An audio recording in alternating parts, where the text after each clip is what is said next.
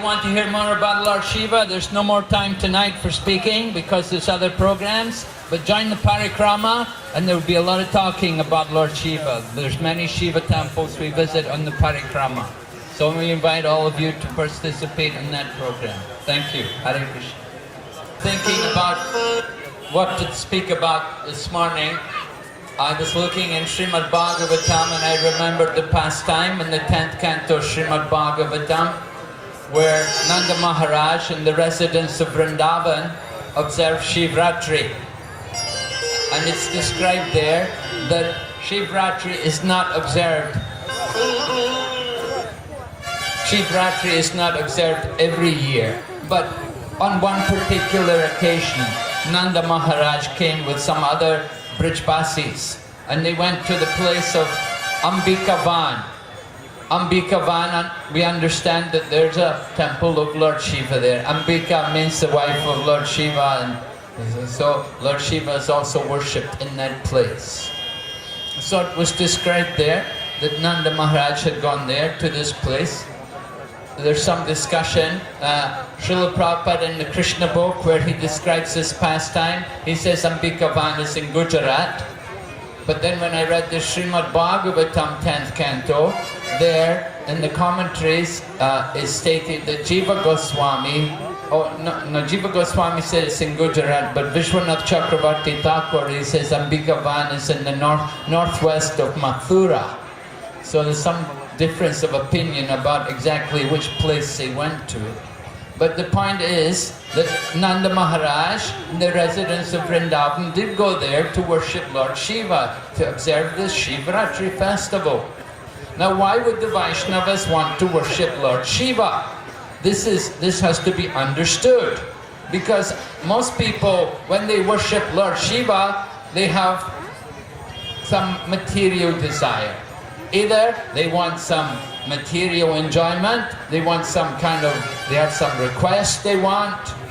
Maybe, you know, many people worship Lord Shiva to get a good husband, or maybe they want to have another child and so on. They want wealth, they want material prosperity.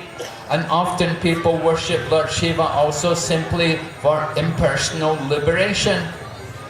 Some rare souls may worship Lord Shiva to become an associate of Lord Shiva, to go to Lord Shiva's abode, which is in Kailash. But there's a very special thing which you can get from Lord Shiva, which the Vaishnavas come to Lord Shiva for, and that is to request him to give them pure devotion for Lord Krishna. Just as the gopis worship Katyayani to get Lord Krishna for the husband, in the same way Nanda Maharaj and the residents of Vrindavan, they all went to worship Lord Shiva to get devotion for the Supreme Lord.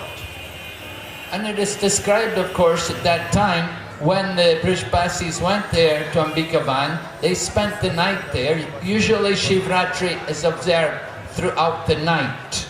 We have it very early. This is very early for Shivratri. Usually it's in the midnight. If you go to Nepal, Kathmandu, there's a famous temple, Pashupatinath there, and the big crowd will be in the middle of the night. But we are Vaishnavas, we like to sleep early and wake up early. And so to protect our own sadhana, we have the Shivratri festival earlier. We should also mention that we didn't usually have this Shivratri festival. In Srila Prabhupada's time, we didn't have this Jagannath Mandir, and we never observed Shivratri while Srila Prabhupada was with us. When I joined the movement, I was kind of taught to have a little bit of disrespect for Lord Shiva. In fact, one devotee told me that one time a devotee was getting initiation, and they gave Srila Prabhupada some Rudraksha for beads for initiation. And Prabhupada took them and dropped them. He said, oh, very hot. So hearing this kind of thing, I was thinking, you know, be careful about Lord Shiva. But over the years, we have come to understand much more about Lord Shiva and the importance, the value of Lord Shiva. Sanatana Goswami was a very great devotee of Lord Shiva, and you can read particularly in his book Brihad Bhagavatamrita, where he glorifies Lord Shiva very greatly. So Lord Shiva, as we heard, he's the greatest Vaishnava, and by serving the Vaishnavas, we can get the mercy of Krishna. We cannot just simply worship Krishna and disrespect Lord Shiva. Prabhupada would tell us sometimes, he said, Lord Shiva is God in the material world. Krishna is God of the spiritual world. But Shiva is the God here in this material world. We have many important instructions from Lord Shiva. Usually Lord Shiva, of course, would give instruction to his wife, Parvati. And we can see some of these instructions in Srila Prabhupada's books. Most notably is, he talks about the chanting of the name of Lord Ram. Rame Rame Namo Rame Sahasranama Pistoyam Sri Rama Nama Vararine. That of all the names, 1,000 names of Vishnu is equal to once chanting the holy name of Lord Ram. So Lord Shiva was instructing his wife. His wife was chanting the Vishnu Sahasranam. And Lord Shiva wanted to eat his supper. He said, you don't need to chant all these names, just chant the name of Lord Ram one time. This is equal to 1,000 names of Lord Vishnu. So this is one of the instructions given to us by Lord Shiva, the power of the holy name of Lord Ramachandra. The name of course, Lord Ram is the name of the Supreme Lord. And then another important instruction which also comes from the mouth of Lord Shiva. He says to Mother Durga, Aradhanam Sarvesham Vishnor Aradhanam Param Tasmat Tarataram Devi Tadiyanam Samacharam. Lord Shiva is speaking to his wife and he's telling her that of all kinds of worship, the worship of Vishnu is supreme. Aradhanam, but Vishnu Aradhanam Param. That it is worship of Vishnu which is supreme. That is actually the mode of goodness, worship of Vishnu. But then he said, the most important instruction comes in the second half of the verse. Tasmat tarataram devi tadiyanam sanacharam. That even greater than the worship of Vishnu is to worship those things in relationship to Vishnu. And that is why we're here today. That Lord Shiva is in relationship to Vishnu. As we heard, he's not exactly Vishnu. He's the transformation of Vishnu.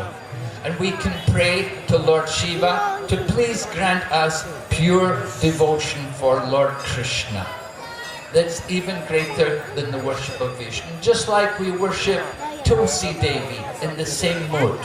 We worship Mother Ganga in the same mood. And we worship our founder Acharya, Srila Prabhupada, in that same kind of manner. That please help us on this path of love and devotion to the Supreme Lord Krishna, who is your worshipful Lord. So Lord Shiva has that kind of power.